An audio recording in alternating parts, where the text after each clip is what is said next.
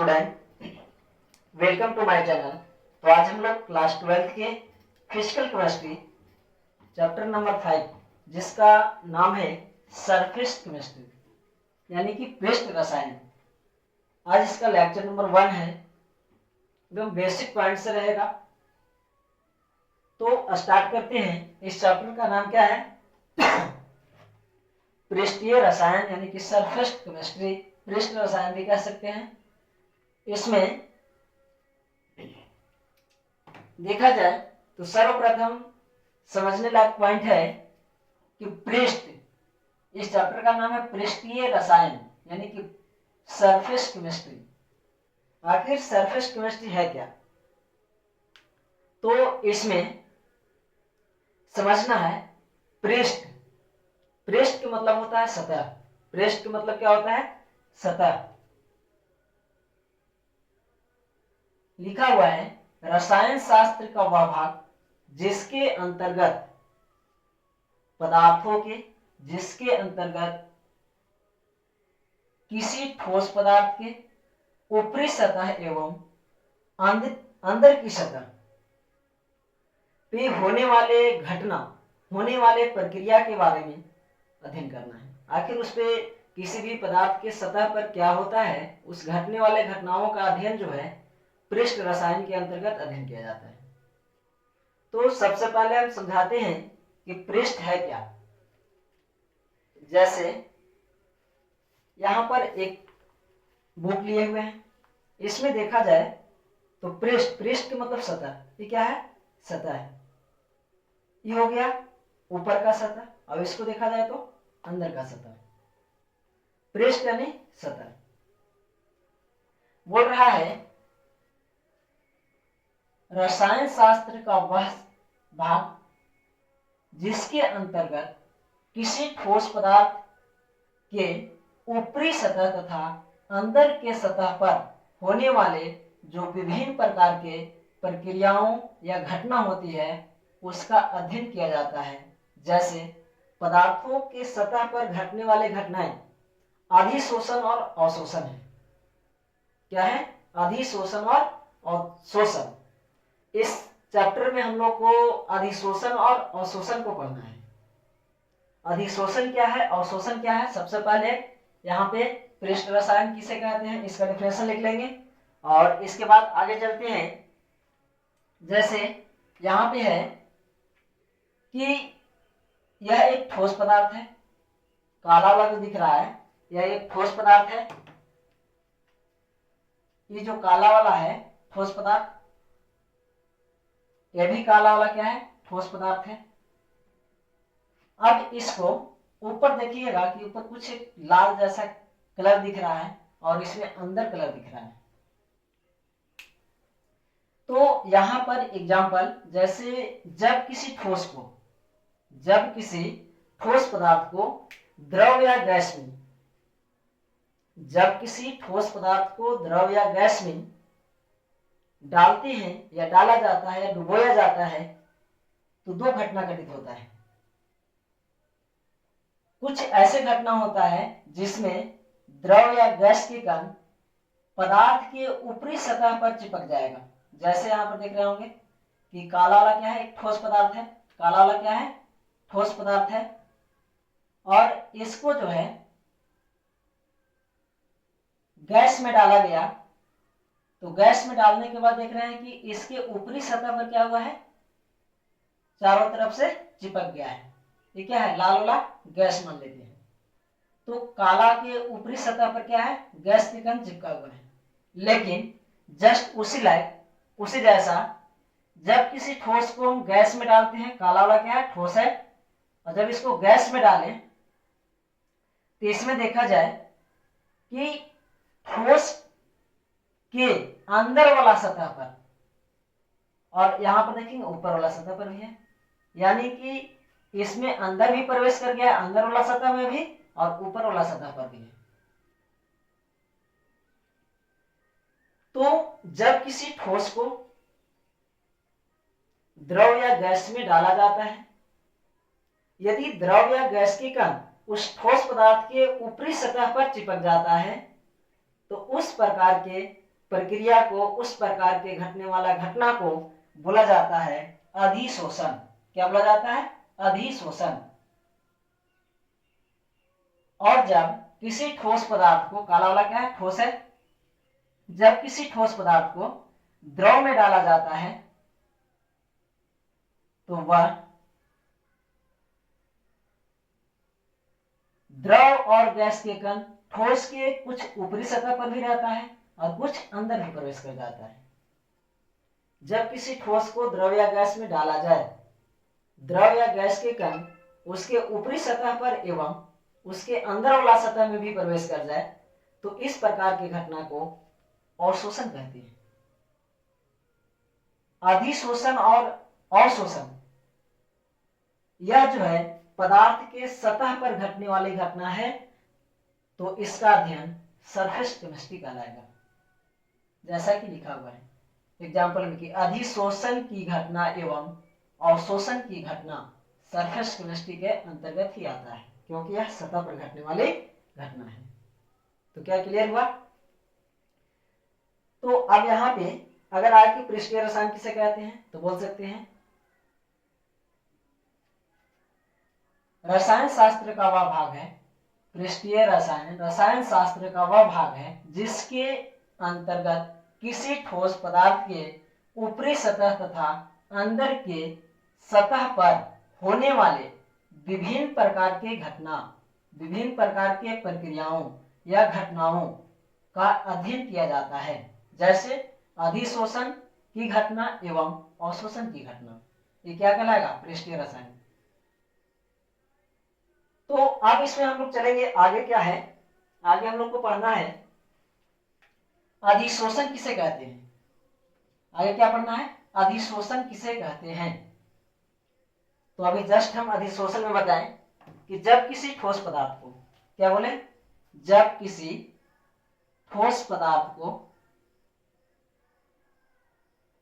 द्रव या गैस में, माना कि इसमें क्या है?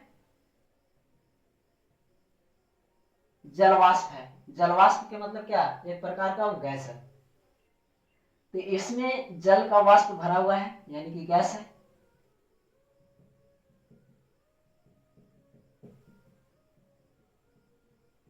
और इसमें क्या किया गया कि एक ठोस पदार्थ को डालते हैं, माना कि ये ठोस पदार्थ है। जब इस ठोस पदार्थ को इसमें डाला जाएगा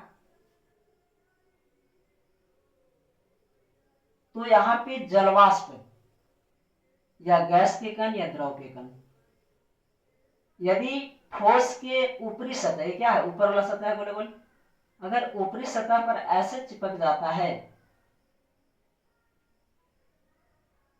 या चिपकने लगता है तो इस प्रक्रिया को हम लोग कहते हैं अधिशोषण। जैसे कि इसका एग्जांपल है सिलिका जेल। जब हम लोग टीवी वगैरह या कोई इलेक्ट्रॉनिक्स सामान को लेते हैं, वस्तु को लेते हैं, तो उसके डिब्बा में आपको एक छोटी से पुड़िया में सिलिका जेल मिलेगा, जैसा कि हम आपको यहाँ पे दिखा रहे हैं। ऐसा पैकेट में आपको सिलिका जेल उसमें डाला हुआ होता है। क्यों? क्योंकि उस डब्बा में यदि वाष्प के रूप में, यदि जलवाष्प जो है गैस के रूप में यदि उसमें चला जाए तो उससे इलेक्ट्रॉनिक्स सामान खराब ना हो, उससे बचने के लिए उसमें डाल दिया जाता है, बचाने के लिए सिलिका जेल। सिलिका जेल क्या करता है?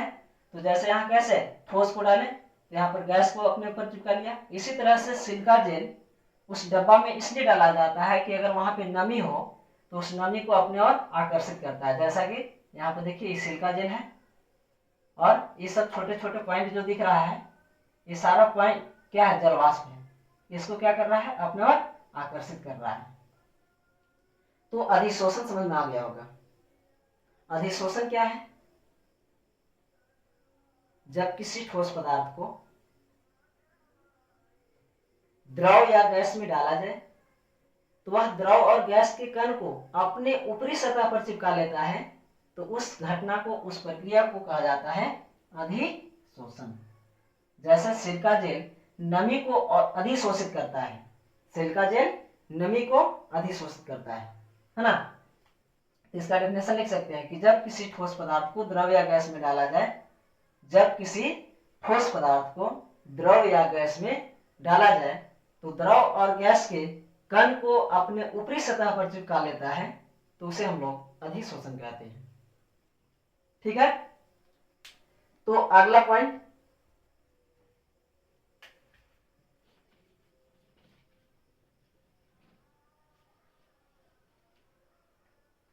अधिशोषक। जैसे देखिए अभी एक एग्जांपल आपको दिए, क्या सिलिका जेल नमी को अधिशोषित करता है, और उसी तरह एक चारकोल पदार्थ है।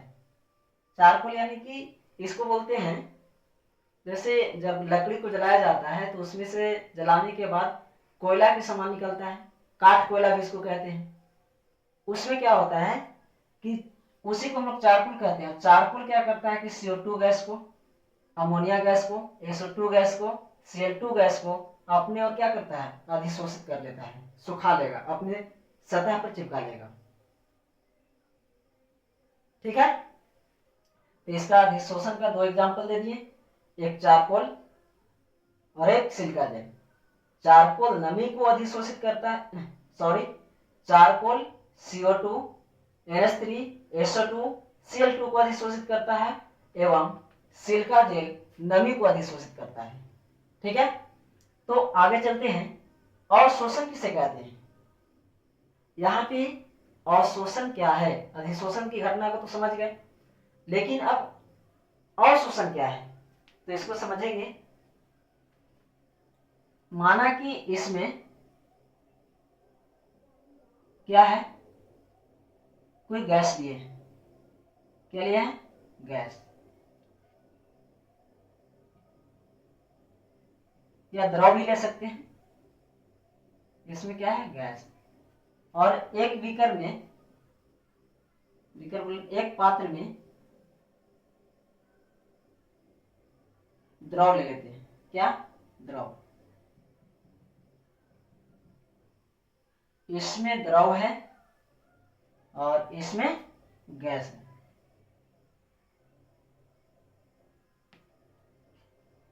अब यहाँ पे एक ठोस पदार्थ को लेते हैं, ये ठोस पदार्थ है, ये क्या है, ठोस।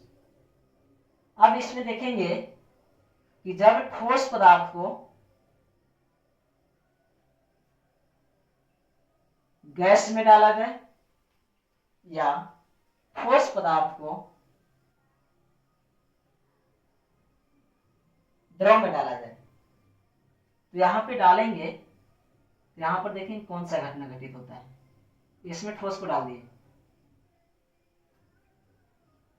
इसमें भी ठोस को डाल दिए,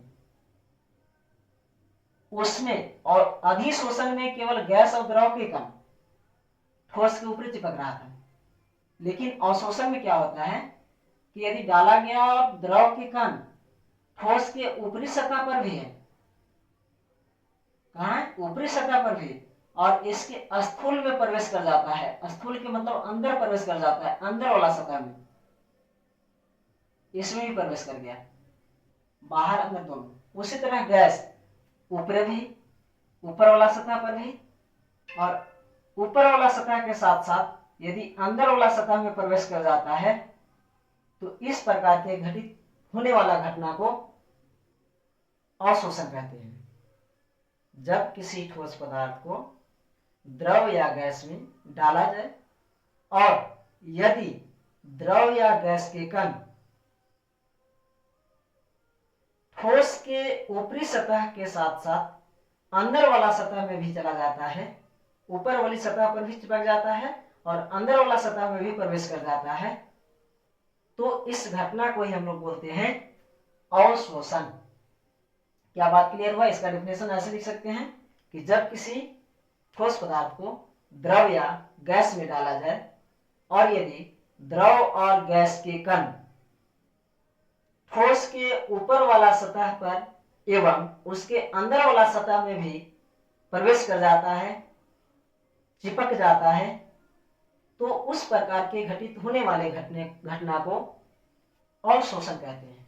जैसे इसका एक एग्जांपल अगर बताएं तो कैल्शियम कार्बोनेट यानी कि चॉक, यदि चॉक को हम पानी में डाल दें तो चॉक को पानी में डालने के बाद तुरंत यदि निकाल देते हैं तो केवल ऊपरी वाला सतह पर होता है, ऊपर वाला सतह भीग जाएगा। और उसको तोड़ करके देखिएगा तो अंदर पानी प्रवेश नहीं किया होगा, जब तुरंत डाल करके निकाल लेंगे तब, यानी कि केवल ऊपरी सतह पर पानी केवल है, तो उसको हम लोग बोलेंगे क्या, अधिशोषण। लेकिन उस चॉक को कुछ समय तक उसमें पानी में छोड़ दिया जाए तो ऊपर वाला सतह तो भीग ही जाएगा, गीला हो ही जाएगा, लेकिन उसके साथ साथ चॉक के अंदर भी पानी प्रवेश कर जाएगा। जब चॉक के अंदर भी प्रवेश कर गया और ऊपर भी है तो इसको बोलते हैं अवशोषण। ठीक है। या फिर एक और एग्जांपल, जैसे मान लीजिए कि एक कंकड़ को यदि पानी में डालते हैं तो कंकड़ के अंदर पानी प्रवेश नहीं करेगा, कंकड़ केवल ऊपर से भीग जाएगा। तो केवल पानी द्रव क्या हुआ, ठोस पर केवल ऊपर से हुआ, ऊपर चिपका केवल, जिसके कारण कंकड़ भींगा हुआ जैसा दिख रहा है या लगेगा। तो ऊपर वाला सतह पर आया तो क्या हुआ, अधिशोषण। लेकिन एक मिट्टी के ढेला को यदि पानी में डाल दिया जाए और कुछ देर छोड़ दिया जाए तो उसमें देखा जाएगा कि मिट्टी ऊपर से भी भीगा हुआ दिखाई देगा, लगेगा, और कुछ देर छोड़ने के कारण पानी अंदर भी प्रवेश कर जाता है, जिसके कारण पूरा मिट्टी भीग जाएगा। यानी कि वहां पर बाहरी सतह पर भी पानी गया और अंदर वाला सतह में प्रवेश कर गया, तो उसको हम लोग बोलेंगे अवशोषण। क्या, अधिशोषण और अवशोषण क्लियर हुआ? एक बार और समझ में आ गया? चलिए ठीक है, तो आगे चलते हैं। आगे क्या पॉइंट है, तो आगे हम लोग को पढ़ना है अधिशोषण एवं अवशोषण में अंतर। लेकिन इससे पहले हम लोग अधिशोषण और अवशोषण में और कुछ इसके जानकारी लेंगे। अधिशोषण और अवशोषण को तो अभी जस्ट पढ़े। ये क्या है, जब अंदर भी प्रवेश कर गया ऊपर भी है तो इसको हम लोग बोलते हैं अधिशोषण। ठीक है। लेकिन जब किसी ठोस को द्रव या गैस में डालें, जैसे इसी को बढ़ा करके हम कर देते हैं, जैसे देखेंगे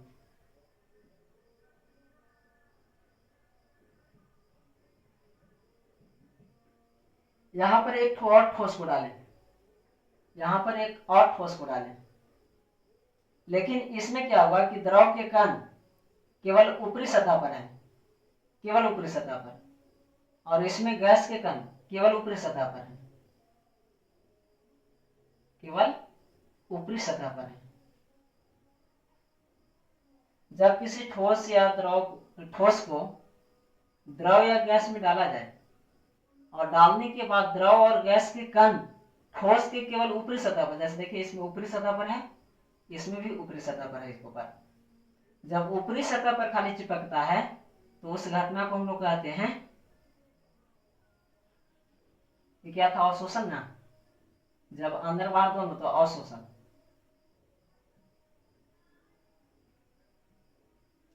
और केवल ऊपरी सतह पर आता है तो उसको बोलते हैं अधिशोषण। अधिशोषण। ठीक है। अधिशोषण और अवशोषण की घटना में दो अणु होते हैं। ठीक है।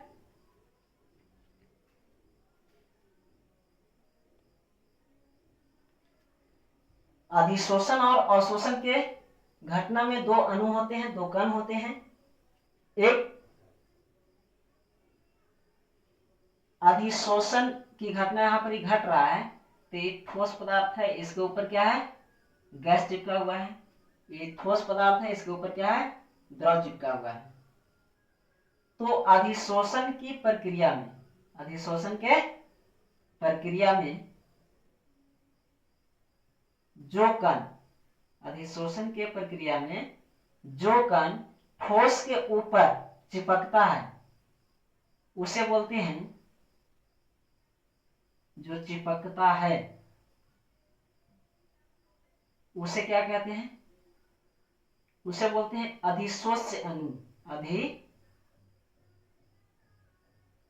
शोष्य अणु। अधिशोषण की प्रक्रिया में जो छोटे छोटे कण, गैस और द्रव के कण जो ऊपर से चिपक गया ऊपरी सतह पर केवल, उसको बोलते हैं अधिशोष्य अणु। और जिसको पर चिपका उसको बोलते हैं अधिशोषक। उसको क्या बोलते हैं? अधिशोषक। क्या क्लियर है? अधिशोषण में दो अणु होते हैं, एक चिपकने वाला, एक चिपकाने वाला। जो चिपकता है उसे बोलते हैं अधिशोष्य अणु, और जो चिपकाता है उसको बोलते हैं अधिशोषक। उसी प्रकार अवशोषण की प्रक्रिया में, अवशोषण की मतलब कि अंदर भी प्रवेश कर गया, ऊपर वाला सतह पर भी है। तो जो कण ऊपरी सतह पर या अंदर प्रवेश कर जाता है अवशोषण की प्रक्रिया में, उस कण को हम लोग कहते हैं अवशोष्य अणु। अवशोष्य अणु जो चिपकेगा या अंदर प्रवेश कर जाएगा उसे बोलते हैं अवशोष्य अणु। यहाँ पर अधिशोष्य अणु, अधिशोषण में अधिशोष्य और अवशोषण में अवशोष्य अणु। ठीक है? अधिशोषण में अधिशोषक होता है जिसके ऊपर चिपकता है, लेकिन अवशोषण में जिसके अंदर प्रवेश कर रहा है या जिसके ऊपरी सतह पर है उसको बोलते हैं हम लोग, यहाँ पर जो चिपका हुआ है अधिशोष्य, अवशोष्य, और जिसको पर चिपका हुआ है अवशोषक। अवशोषक।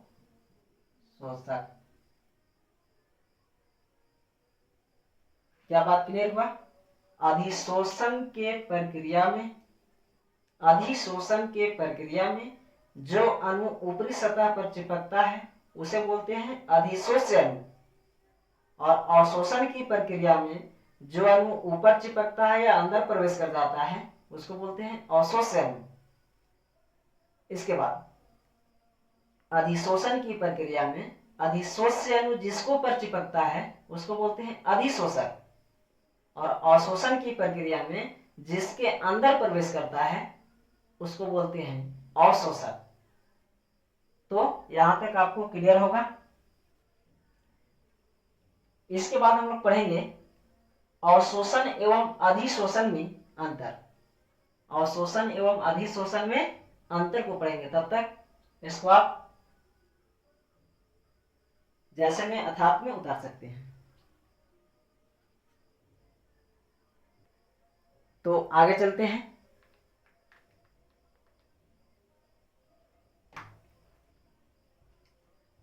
अगला पॉइंट क्या है? अगला पॉइंट है अधिशोषण और अवशोषण में अंतर। अधिशोषण और अवशोषण में अंतर तो अभी हम जस्ट बताएं, अभी हम जस्ट पढ़े इससे पहले कि अधिशोषण क्या होता है और अवशोषण क्या होता है। इसमें जब ठोस को डाला जा रहा था तो ठोस के ऊपर केवल गैस और द्रव के कण चिपक रहा था ऊपरी सतह पर।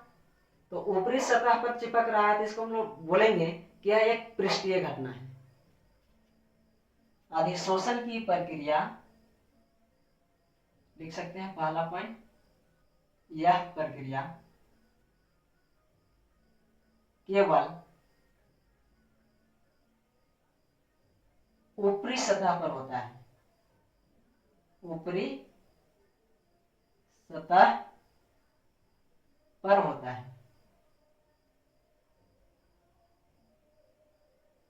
है ना? जैसा कि अभी जस्ट इसको पहले हम लोग पढ़े हैं। क्या? जैसा देखिए अधिशोषण, अधिशोषण में केवल ऊपर वाला हो रहा था, और अवशोषण में क्या अंदर भी प्रवेश कर जा रहा है, ऊपर भी है। तो आगे हम लोग चलेंगे,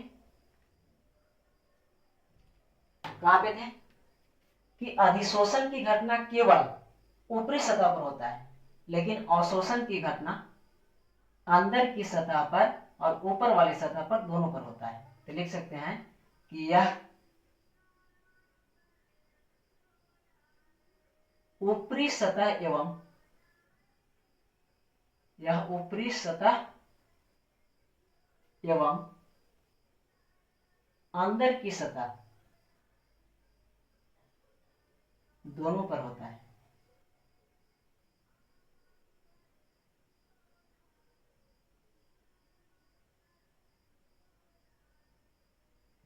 ठीक है। अधिशोषण केवल ऊपरी सतह पर और अवशोषण अंदर एवं ऊपरी, बाहरी एवं अंदर दोनों सतह पर होता है। तो ध्यान दीजिएगा, जो केवल एक सतह पर होता है, ऊपरी सतह पर होता है, इसको हम लोग पृष्ठीय घटना भी कह सकते हैं। केवल ऊपर वाला पर होगा तो पृष्ठीय, और अगर अंदर होता है तो उसको बोलते हैं स्थूल घटना। यदि गैस और द्रव के कण ठोस के अंदर वाला सतह पर प्रवेश कर जाता है, अंदर चला जाता है, तो उसको बोलते हैं कि यह एक स्थूल घटना है या माध्यमीय घटना है।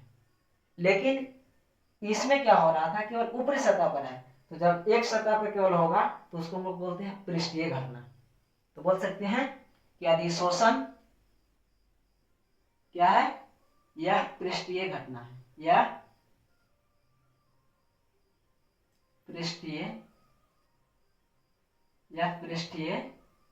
घटना है।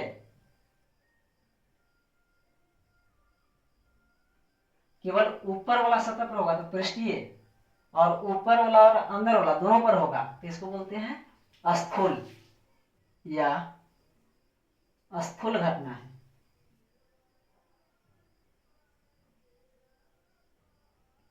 यह क्या है, स्थूल घटना है।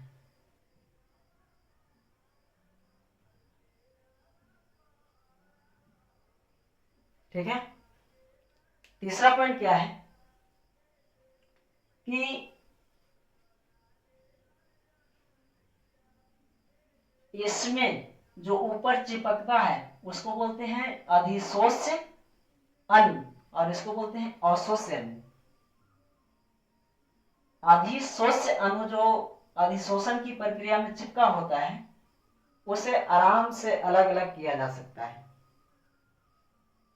अधिशोषण के प्रक्रिया में अधिशोष्य अणु जो ऐसे इसके ऊपर जो ऐसे चिपका हुआ रहता है, ऐसे, उसको आसानी से, इसको क्या बोलते हैं, अधिशोष्य अणु। अधिशोषण की प्रक्रिया में अधिशोष्य अणु को यानी कि चिपकने वाला अणु को आसानी से इसके ऊपर से हटाया जा सकता है। लेकिन अवशोषण की प्रक्रिया में गैस या द्रव के कण ठोस के अंदर प्रवेश कर जाता है, स्थूल में चला जाता है, तो इसको हटाने में थोड़ा सा क्या होता है, परेशानी होता है, यानी कि आसानी से नहीं हटता है। इसके लिए स्पेशल विधि का उपयोग किया जाता है। तो यहां पर हम लिख सकते हैं अधिशोषण में कि इसमें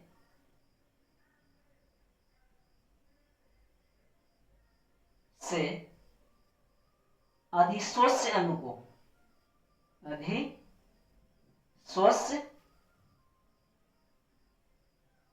अणु को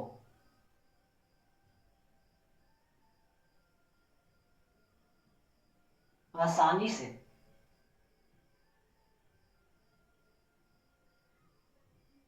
अलग कर सकते हैं,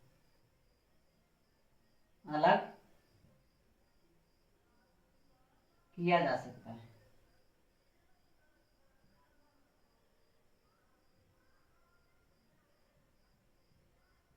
लेकिन इसमें क्या है, अवशोषण में अवशोष्य कण, अवशोष्य अणु अंदर प्रवेश कर गया स्थूल में, जिसके कारण आसानी से नहीं हटाया जा सकता है। बोल सकते हैं कि इसमें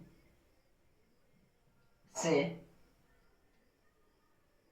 अवशोष्य अणु को, अवशोष्य अणु को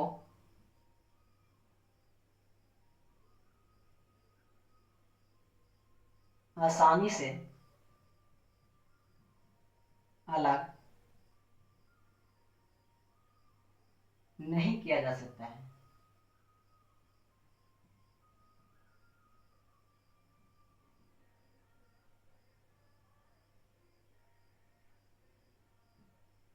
ठीक है।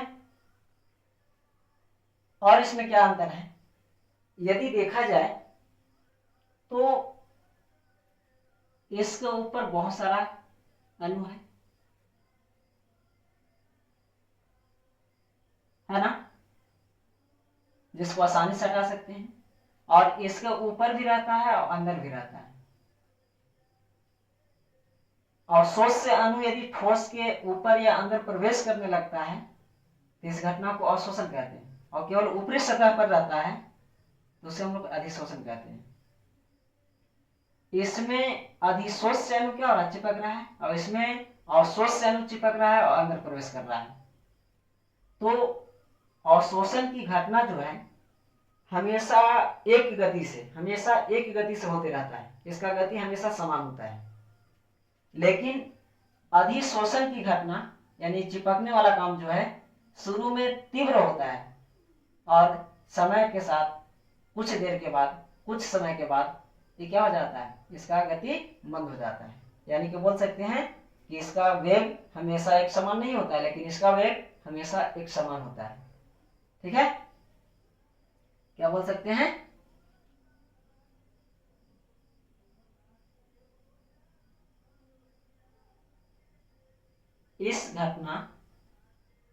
यह घटना समान वेग से नहीं होता है, समान वेग से नहीं होता है।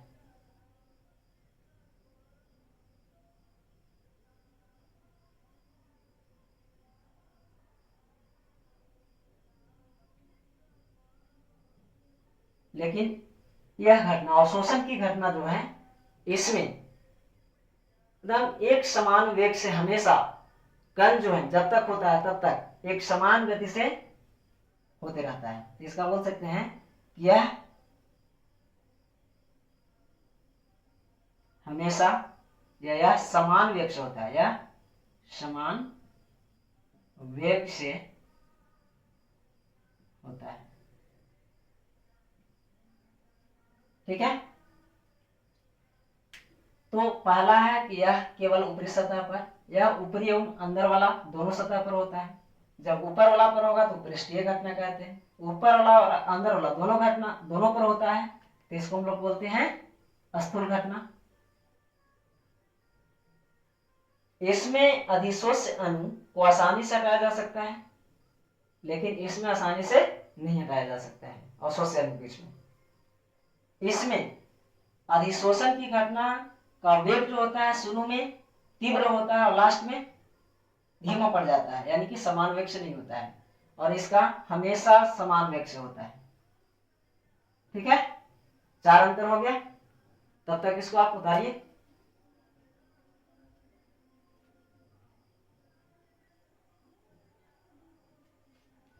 क्या हो गया? तो 4 अंतर हो गया, एक अंतर और लिख लेंगे।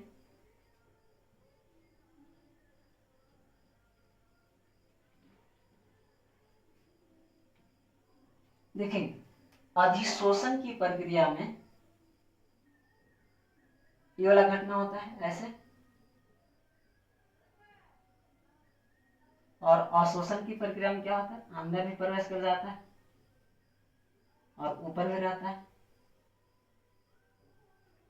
तो इसमें देखा जाए तो अधिशोषण में ऊपर की सांद्रता और अंदर की सांद्रता अलग अलग होता है, यानी कि सभी जगहों का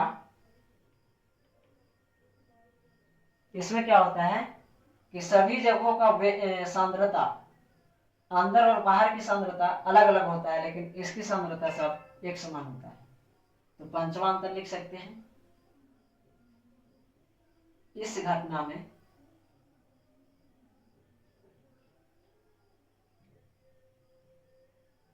ऊपरी सतह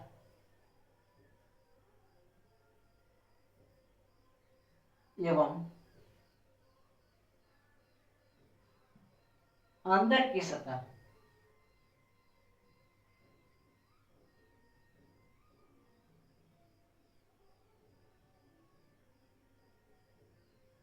दोनों की सांद्रता, ऊपरी सतह एवं अंदर की सतह दोनों की सांद्रता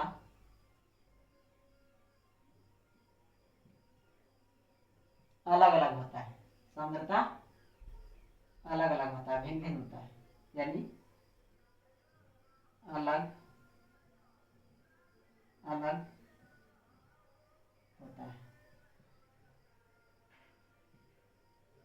और इसका ऊपर की सतह एवं अंदर का सतह दोनों का समरूपता एक समान होता है। यानी बोल सकते हैं कि इसमें इस घटना में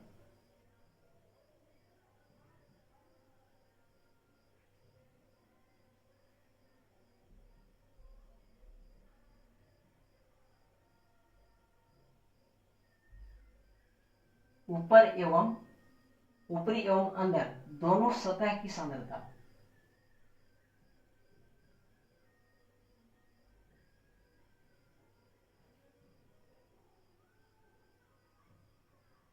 समान होता है, एक समान होता है,